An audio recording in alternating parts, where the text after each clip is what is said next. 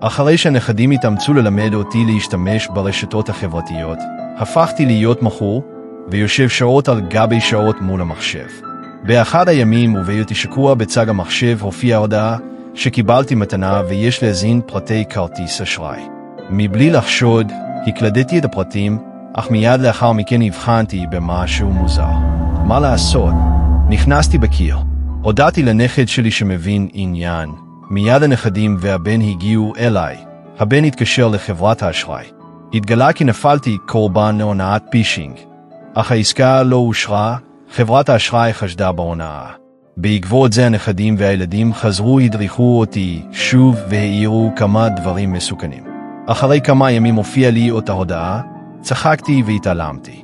מוסר הסכם ממני לכלל הקשישים ולכל החברה, לעולם לא למסור פרטי אשראי דרך קישורים לא מאומתים, ולבנים ונכדים וכלל החברה, תשמעו על ההורים וסבים שלכם.